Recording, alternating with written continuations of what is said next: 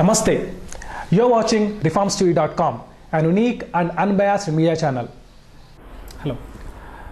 UPA government, led by Mr. Manmohan Singh and Dr. Sonia Gandhi, has introduced another right-based bill, Food Security Act 2013.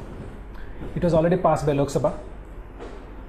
Today we are here to discuss the merits and demerits of Food Security Bill 2013 with Dr. Jaya Prakash Narayana, President of Loksatta. Namaste, sir. Namaste. Sir, please give us the merits and demerits of Food Security Bill 2013 and how it can influence the people of this country. Now, this Food Security Bill is a throwback to the 1970s, a throwback to the license permit quota Raj. And it's an extension and expansion of a failed process. You have already a vast network of public distribution system in the country, which is inefficient, leakage prone, corrupt and costly. Take Andhra Pradesh. In Andhra Pradesh, about 90% of the people, they have white ration cards entitling them to 1 rupee a kilogram rice. That means it's much more than what the Food Security Bill already is saying.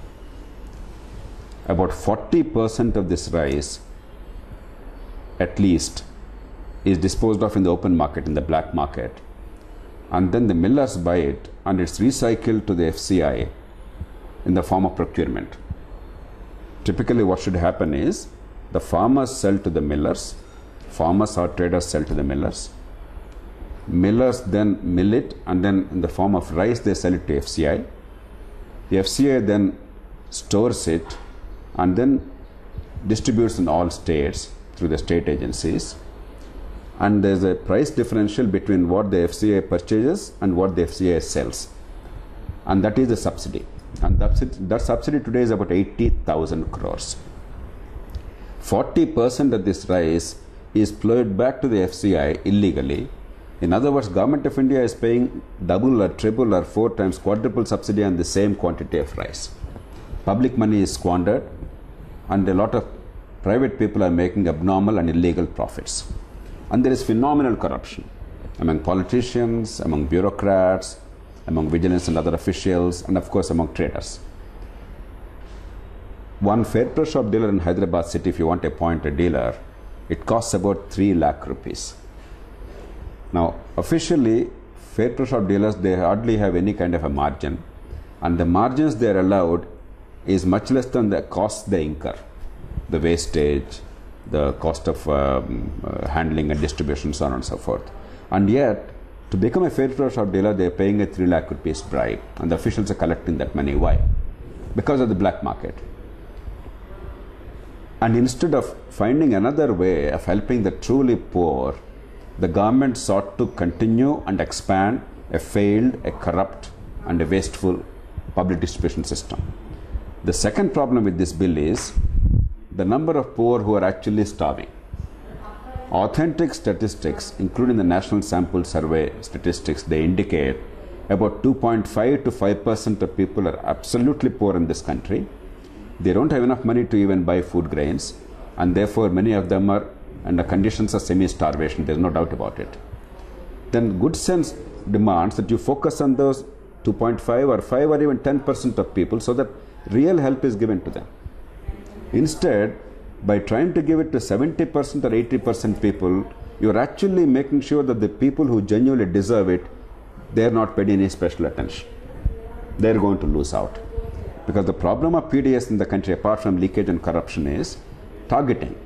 The truly genuine persons are not getting what is their due. In Andhra Pradesh, though 90% people have ration cards, still there are lakhs of genuinely poor families. You can see them in Hyderabad, in Srikakulam, in Warangal, everywhere in the state, who don't have ration cards. Our system simply is very, very inefficient.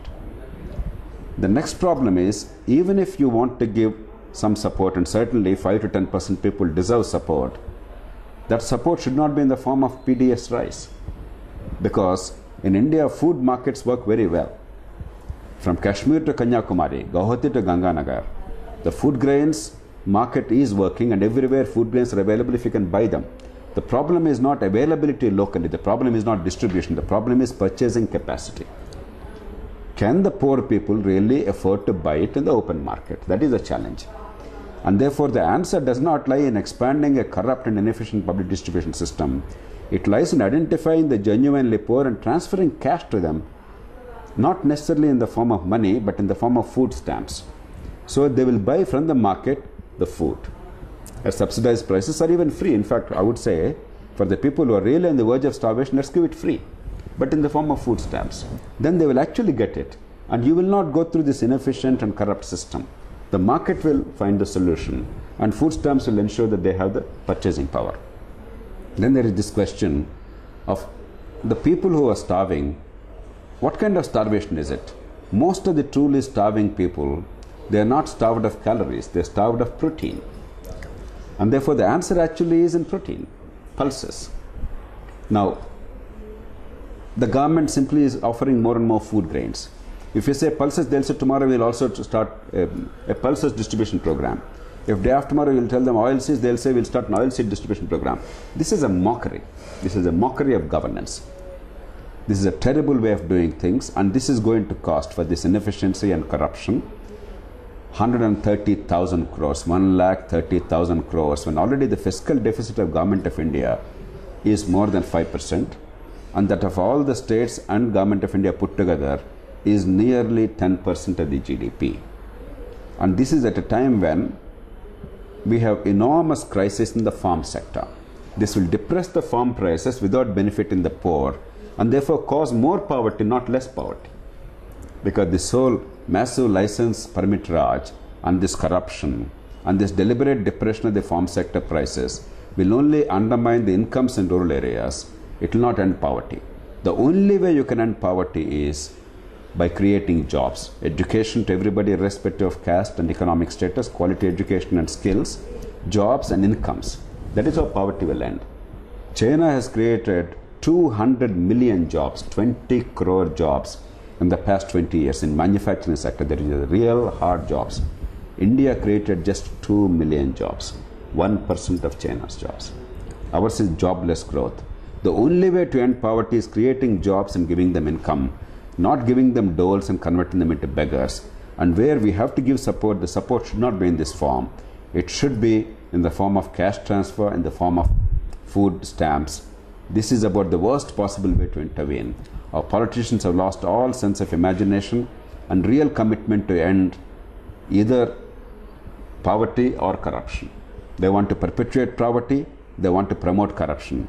And Food Security Act is a method by which both poverty and corruption will be perpetuated. Okay. Actually, UPA government introduced a number of right-based laws like Right to Education, Right to Information Act, and MRG. All these acts were mockery. Because right now, actually, what have happened? RT Right Act, to Information Act is not a mockery. yeah, basically, but some implementation, because now, There we are can going see to be problems, and of course now political parties are resisting when it comes to themselves. The parties were ready to unanimously enact a law when it applied to everybody else. Yeah, whenever threat the comes, moment they it will, applied to them, they are saying amend the law. Yeah. So all these right-based laws were actually become like this. So what about the fate of this food security bill? No, the problem is the UPA government, instead of acting to actually do what is necessary to improve governance, to really ensure services go to people, to ensure that poverty ends, they are enacting laws and pretending that they are doing something fantastic. It's a pretentious government. This is a lost decade for the country. Take Right to Education Act you mentioned. Now, where in the world do you have a constitutional right to education? And where in the world do you have a Right to Education Act? You don't have it in Britain, America, France, Germany, Japan, China, Sri Lanka, Malaysia, anywhere where genuine education was given. This is a pretense. Who stopped you from giving education? Why did you require Right to Education Act? It's a pretense. Now, what is the outcome of this?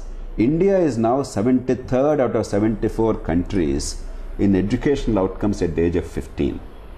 And there was a survey called Program for International Students Assessment, PISA survey. Out of the 74 countries surveyed, Indian students ranked 73rd in the world, second from bottom. The only country worse than India among those surveyed is a country called Kyrgyzstan in Central Asia, an erstwhile Soviet republic. It is a matter of abundant shame. Not because our kids are not bright, not because our parents are not sacrificing for the kids. There is enormous demand for education in the country, but because the government has woefully failed in delivering even a minimum quality of education. It's all a pretense. There is 100% enrollment, and substandard education.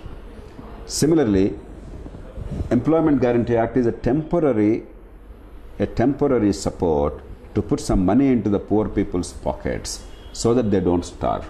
It is not an answer to the problem of poverty in India. In the 21st century, you cannot dig pits and fill pits and say it is employment. Real infrastructure was not built. That is 1,000 years ago, 2,000 years ago. Yeah. Today, it is the man and the machine. Yes. It is the ability to get work done through the machines. It is the ability to manufacture and provide quality services. That is what creates wealth.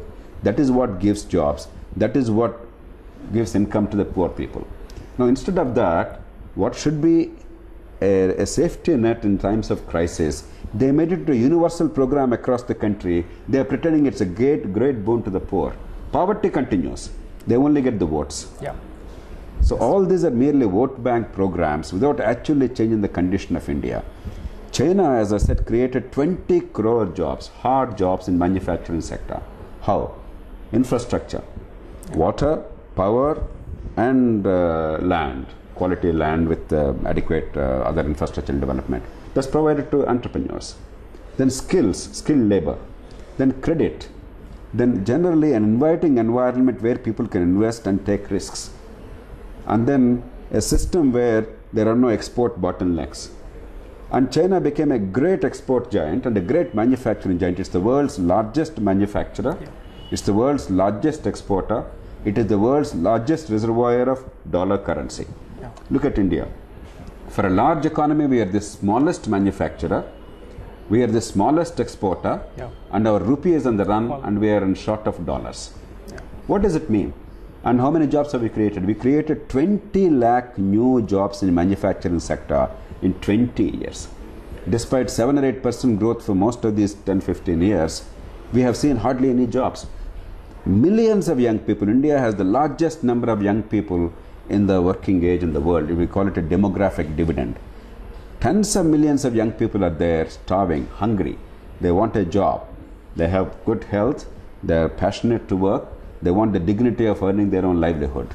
And yet we could only create 20 lakh jobs, 2 million jobs in the past 20 years. And the only way poverty can be ended is by creating jobs, by going in for manufacturing. Instead of doing that, we are pretending that we are doing something. The economy is now on a tailspin. The country is now in great danger. We cannot allow this to continue. So actually, when it comes to the Food Security Bill Act, the Act says 80% of Indians should get the rice or wheat or cereals. But is Indian agriculture system is capable of supplying this much of cereals or rice or wheat to the system? No, that is not a problem. India actually has huge surplus in food grains. We are one of the world's biggest producers of food grains. In the FCI, with the FCI itself, the government agency to procure and to store food grains, annually during peak time we have 80 million tons of food grains stored. In the government itself, not in private sector, only at the government. There is no country on earth where such vast quantities of food grains are stored. In fact, we don't have storage capacity. They are rotting. They are exposed to the sun and rain. They are rotting. And internationally there is demand. We cannot eat that. Internationally there is demand. Each year we can sell 25 million tons of food grains and make $10 billion at a time when there is enormous shortage of dollars in the country and dollar value is appreciating and rupee is depreciating. 10 more billions of dollars will actually give enormous relief to the country. But we have no sense at all. We have all kinds of wrong policies, wrong priorities. Everything is geared towards short-term perceptions and vote banks, not to improve the economic health of the country, to help the farmers and rural economy, and most of all, not at all to help the young people get jobs to end poverty. Because this is subsidy everything. So how that will be a burden to an economy. So how government of India is planning to? No, see, legitimate subsidies are welcome. For instance, if 10% people are starving, they should get at very high subsidy or even free. You must not grudge that. After in any society, there are going to be poor people who don't have adequate opportunity to survive. And in a humane society, we must make a provision for that. But 67 years after freedom, 66 years after freedom, if a government, and Congress government has been in power for more than 50 years out of the 66 years, please remember, in this country. A party that has been in power for more than 50 years is now claiming that 70 to 80% of Indian people are starving thanks to their misgovernance. if it is true, this government and their predecessors must be hanged from the lamppost. In 2013, if they say 50-60 years of their misrule has led to 70% of Indians not being able to eat, then they all should hang their heads in shame. If it is false, they must be sacked for lying to the people of this country. This is a cynical and manipulative and exploitative measure. This is a classic vote bank politics without ending poverty. They are using the poor as the cannon fodder without ending poverty, without doing what is necessary to improve incomes. And incomes will increase only by education, skills, employment, jobs, and incomes. There is no other mantra. It is government actually believing total or partial charity is the only solution for eliminating the poverty. No, they don't believe in eliminating poverty in the first place. They believe in perpetuating poverty. They believe in pretending to do something to the people. They believe in plunder. Tens of thousands of crores of rupees is squandered and plundered in this country by those in office, by the politicians or bureaucrats. And they believe in a small little bit given back to the people as if people are mendicants and beggars, as if it is charity, and then appearing to be benefactors. It's an insult to the people, and they don't want to end poverty at all. In fact, they want to continue perpetuation of this dependence. Take Andhra Pradesh.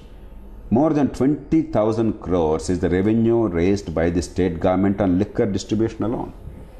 Most of this liquor is purchased by the poorest of the poor. When we are asking at least to regulate liquor in such a manner that the poor are not exposed to it, even that limited thing, giving local governments the power to control it, denying local outlets to the poor people, having a large number of de-addiction centers so that the poor are weaned away from liquor consumption and addiction, even that they don't want to do. And then they give some small freebies here and there. They pretend that they are doing something for the poor. And at least 4 to 5 times that money is either wasted or plundered by the parties in power and the politicians. So this is a mockery of democracy. Yep. We are undermining the dignity of our poor people. We don't want opportunity to every single child, irrespective of birth. We want poverty to be continued, and we want them to be forever dependent on these parties for vote bank purposes. Yep. Actually, practically, this bill was passed. It will be practically it's there. It will become the law. Yes. Yeah. So then, what Loksatta and what at the personal level taking action on this? No, we can only educate the people so that the governments are forced to focus on what is really necessary: quality education and healthcare, good infrastructure, ending corruption, 24-hour power, and promoting manufacturing sector in a big way, creating jobs and ensuring incomes. And we have to keep at it by educating our masters, that is the people, the voters and the people. Make them realize that their future lies not with these freebies, but with real development, with real jobs and real incomes to their families. And however hard it is, it has to be done. Otherwise, the last 10 years are a lost decade. The UPA government has been a terrible disappointment to the country. We all had great expectations that Dr. Manmohan Singh, the architect of economic reform in 1991, will pursue rational economic policies to end poverty, to ensure incomes are raised among the poor in particular by creation of jobs, to build infrastructure and to curb corruption. Now, the Prime Minister personally may be a decent man, but he must take responsibility as the head of the government, and certainly his coalition must take responsibility, the UPA, for the complete bungling of the economy, for undermining the poor kids and the young generation of this country, for completely undoing the demographic dividend. Today, the demographic dividend of India is becoming a demographic nightmare. And it's a tragedy. The young generation will never forgive this kind of politics of mendicancy, politics of cheap populism, and politics of vote banks. So we can think this Food Security Act is another social welfare scheme for 2014 elections. Do you think the people will vote by seeing this act? I hope not. I hope the people will wake up. I hope people will realize what is in their best interest. We cannot afford to pretend that it is the Prime Minister or Sonia Gandhi or a Chief Minister or somebody else who is giving us money. If money is spent, it is our tax money. The poor people, the young people of this country, the middle classes, the ordinary people of the country are paying taxes, and whatever comes back to us is from the tax money. A lot more is plundered. And what the government ought to be doing, the government is not doing. Creating infrastructure, giving us power, promoting technology, promoting manufacturing, and industrialization and creating jobs and giving us employment and incomes. That is what the government should be primarily doing. They are not doing that. To cover up for their failure, cynically they are trying to manipulate the psyche of the poor. I hope the poor will wake up, because people cannot be fooled forever. Some people can be fooled for some time, but you cannot fool all the people all the time. I am sure that people will wake up and punish this cynical politics and promote the right kind of economic and political policies. Thank you very much, sir.